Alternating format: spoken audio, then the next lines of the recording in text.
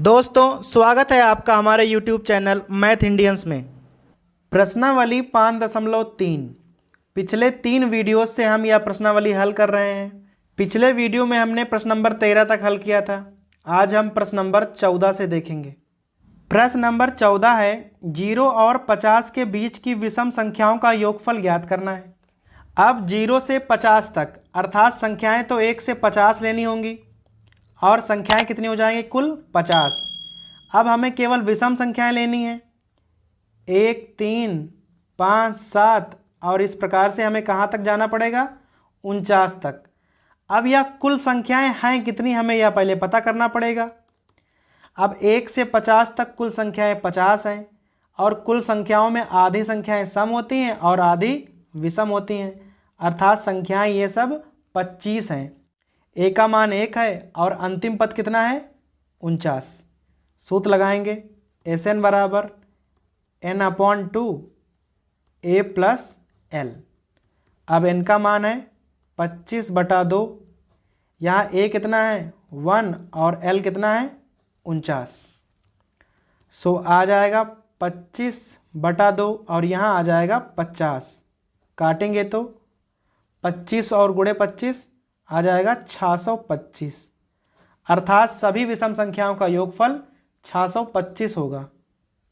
प्रश्न नंबर 15 है निर्माण कार्य से संबंधित किसी ठेके में एक निश्चित तिथि के बाद कार्य को विलंब से पूरा करने के लिए जुर्माना लगाने का प्रावधान इस प्रकार है। पहले दिन के लिए 200 रुपया, दूसरे दिन के लिए 250 और तीसरे दिन के लिए 300 और इस प्रकार आगे भी अर्थात 50-50 रुपये का अंतर है। एक ठेकेदार को जुर्माने के रूप में कितनी राशि अदा करनी पड़ेगी यदि वह 30 दिन का विलंब कर दे। यहाँ पर कोई कार्य किया जा रहा है और अगर कार्य 1 दिन लेट होता है तो उसके लिए 200 रुपये देना पड़ेगा। अगर 2 दिन लेट कर दिया तो 250 रुपया और 3 दिन लेट किया तो 300 और उसने लेट किया है पूरे 30 दिन। अब अगर उसने 1 दिन लेट किया था तो 200 रुपया देना पड़ेगा, 2 दिन तो 250, तीसरा दिन तो 300 और इस प्रकार वह लेट करता चला गया 30 दिन तक। तो यहाँ इस प्रकार से 30 पद लिखने पड़ेंगे और हमें इस श्रेणी को जोड़ना पड़ेगा। अब यहाँ ए का मान क्या है, ए बराबर 200 है और डी बराबर कितना है 50 रुपया, चूँकि डेली 50-50 रुपया बढ़ जा रहे हैं। अब हमें यह पूरी सीरीज जोड़नी है। n कितना है यहाँ पे 30, सो n बराबर हो जाएगा 30। सूत्र लगाएंगे Sn बराबर half n 2a plus n-1 d। जोड़ लेंगे S30 इक्वल टू यहाँ हो जाएगा 30/2 और 2 गुणे 200 और प्लस 30 - 1 और डी का मान कितना है 50।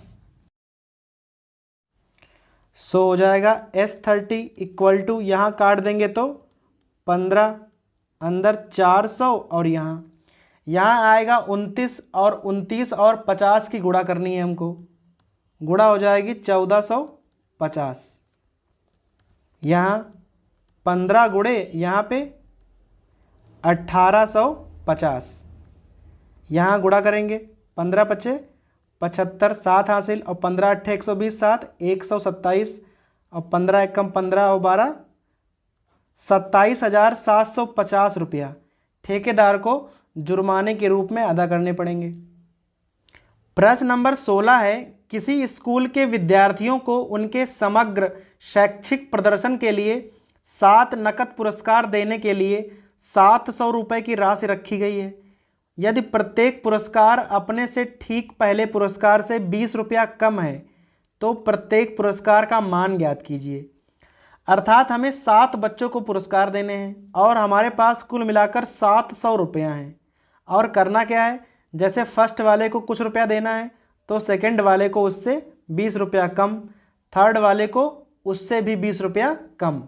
सबसे पहले हमें यहाँ देखना है कि हमें यहाँ कितनी जानकारी है। जैसे हमें सबसे पहले डी का मान पता है, डी कितना है 20 है और हमें यह पता है कि हमारे पास कुल मिलाकर 7 पुरस्कार हैं, अर्थात n बराबर 7 रहेगा और कुल मिलाकर हमारे पास 700 रुपया है जो कि SN है, या 700 हो जाएगा। और हमें मान निकालना है प्रथम पद A का। सो SN बराबर half n 2A plus n-1D। यहाँ मान रखेंगे 700 और यहाँ 7/2, ए तो पता नहीं है, प्लस 7-1 इंटू 20। यहाँ 7 से काट देंगे तो यहाँ 100 आ जाएगा और यहाँ गुणा 200 बराबर 2A प्लस यहाँ 6 बचेगा, सो 120। सो ए का मान क्या हो जाएगा 200 और माइनस 120 और बटा 2, यहाँ काटेंगे तो 40 आएगा। अब चूंकि हमने डी का मान प्लस में लिया हुआ था, अतः यह हमारा अंतिम पुरस्कार आया होगा 40। तो हम शुरुआत कुछ इस प्रकार से करेंगे, जैसे हमें एक बच्चे को 40 देना है तो उससे ज़्यादा बच्चे को 60 रुपये देने पड़ेंगे, उससे ज़्यादा 80, फिर 100 रुपये, पुनः 120 रुपये, 140 रुपया और 160 रुपया। इस प्रकार से 7 बच्चों को हम पुरस्कार बांट सकते हैं। प्रश्न नंबर 17 है, एक स्कूल के विद्यार्थियों ने वायु प्रदूषण कम करने के लिए स्कूल के अंदर और बाहर पेड़ लगाने के बारे में सोचा और यह निर्णय लिया गया कि प्रत्येक कक्षा का प्रत्येक अनुभाग अपनी कक्षा की संख्या के बराबर पेड़ लगाएगा। अर्थात कक्षा 1 वाला 1 पेड़ लगाएगा, 2 वाला 2 पेड़ लगाएगा और कक्षा 3 वाला 3 लगाएगा। और इसी प्रकार कक्षा 12 तक चलता रहेगा। प्रत्येक कक्षा में 3 अनुभाग हैं, तो हमें यह ज्ञात करना है कि कुल पेड़ों की संख्या कितनी है। अब हमारे पास 1 से 12 तक की कक्षाएं हैं और कक्षा 1 वाला 1 पेड़ लगाएगा, 2 वाला 2, 3, 4, 5 और इस प्रकार से 12 तक पेड़ लगते रहेंगे। अच्छा, प्रत्येक कक्षा में 3 अनुभाग है तो पेड़ों की संख्या 3 गुनी हो जाएगी। तो अगर हम इसको पहले जोड़ लेंगे और बाद में 3 गुना कर देंगे तो हमें पेड़ों की संख्या क्लियर हो जाएगी। यहाँ a बराबर क्या है 1 और l बराबर कितना है 12 और n का मान कितना है 12 और हमें निकालना है योगफल SN। सूत्र होता है half n a plus l।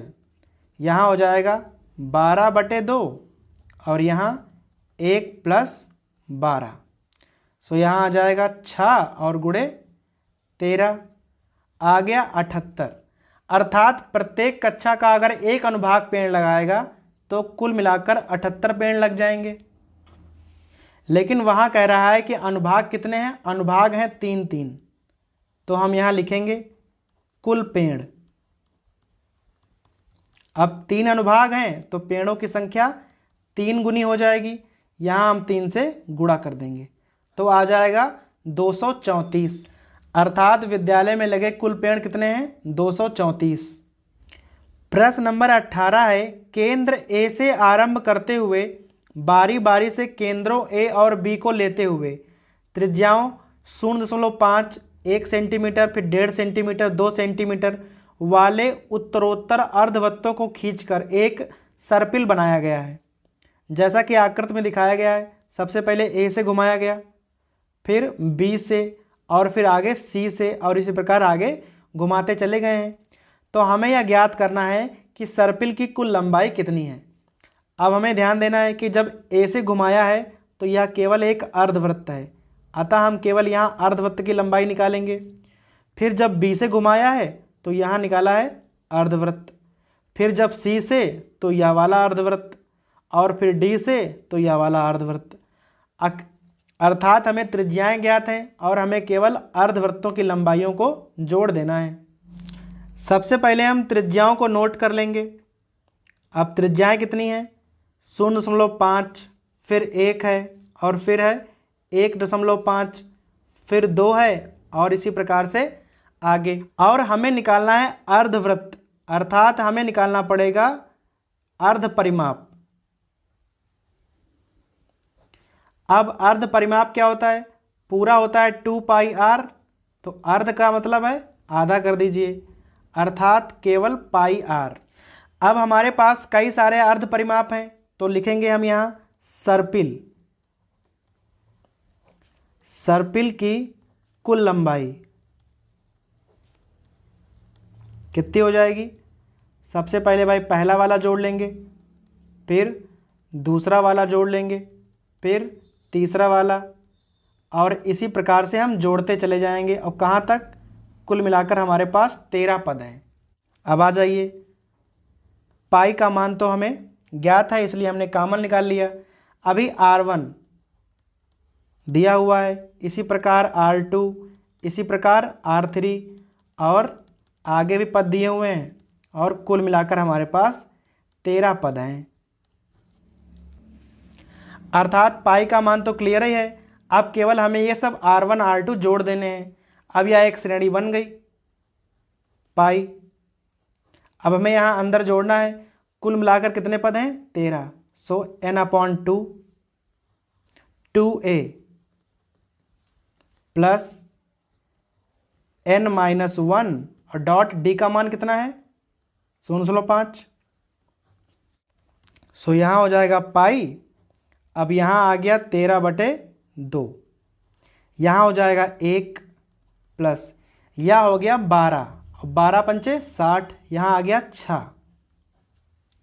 अब यहाँ हम चाहें तो पाई का मान रख लें 22/7 और गुणे 13/2 और गुणे 7, यहाँ 7 7 कटेंगे, 2 से 22, कितना बचा? 11 और 13, गुणा कर देंगे तो 143 आएगा। अर्थात सर्पिल की कुल लंबाई 143 सेंटीमीटर होगी।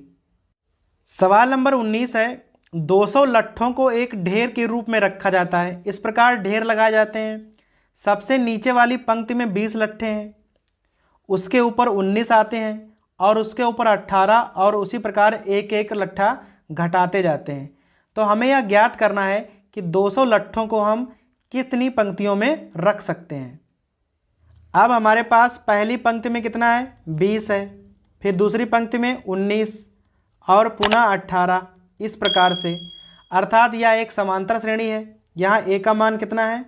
20 है और d का मान -1, और हमें n का मान ज्ञात करना है कि यह कितनी पंक्तियाँ बनेंगी, जबकि हमें Sn का मान पता है, कितना है? 200, अर्थात कुल मिलाकर 200 लट्ठे हैं।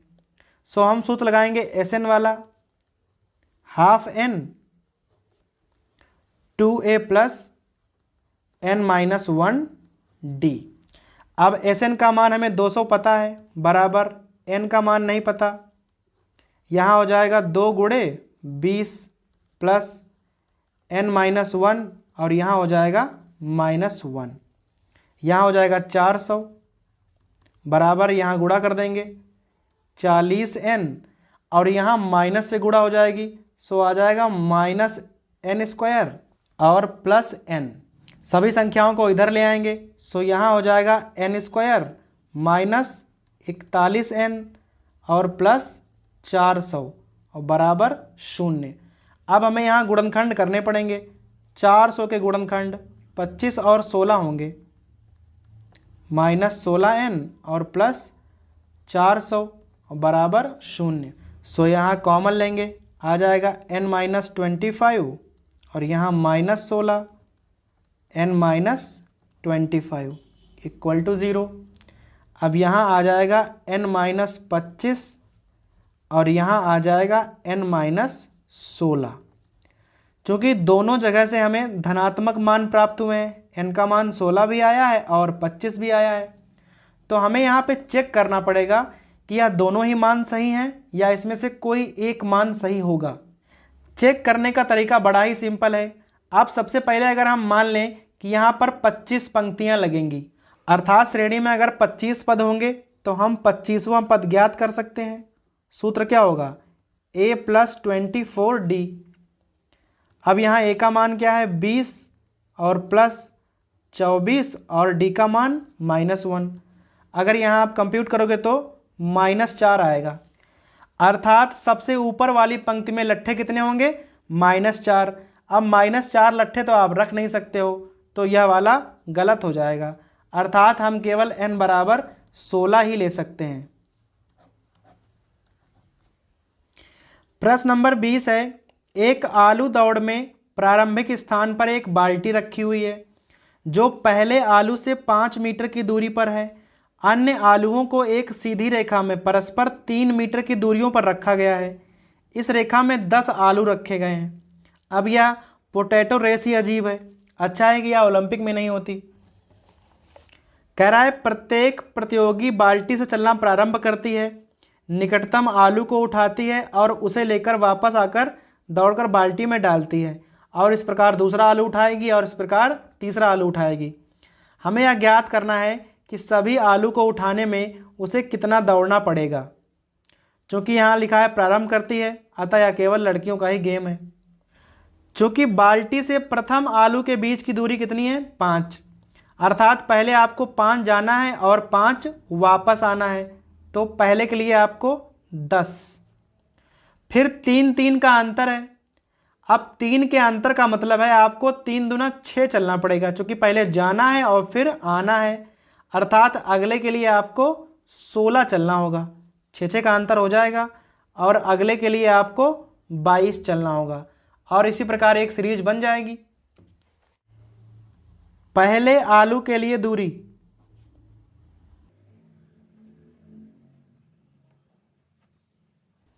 कितनी हो जाएगी? 5 × 2 अर्थात 10। अब दूसरे आलू के लिए कितना हो जाएगा? अब दूरी भाई 3 मीटर बढ़ गई है, अब उसको 2 से गुणा कीजिए तो हो जाएगा 16। इसी प्रकार तीसरे के लिए अब दूरी पुनः 3 बढ़ गई है, तो यहाँ हो जाएगा 5 + 3 × 2, यहाँ हो जाएगा 22। और इस प्रकार दूरी बढ़ती चली जाएगी और हमें निकालना है कुल दूरी।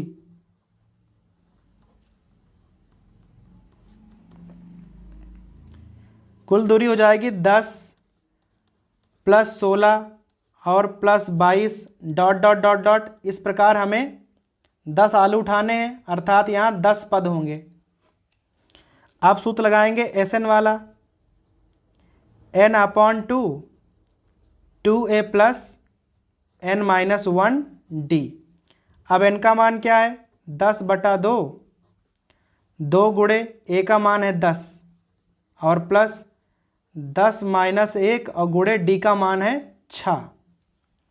यहाँ हो जाएगा 5, यहाँ 20 प्लस यहाँ हो जाएगा 9 और यहाँ हो जाएगा 54। सो आ जाएगा 5 × 54 = 20 74। अब यहाँ 74 और 5 की गुणा कर लेंगे, 7 × 5 = 35 और 37 आ जाएगा 370 मीटर। अर्थात पूरी आलू रेस पूरी करने के लिए किसी को 370 मीटर दौड़ना पड़ेगा।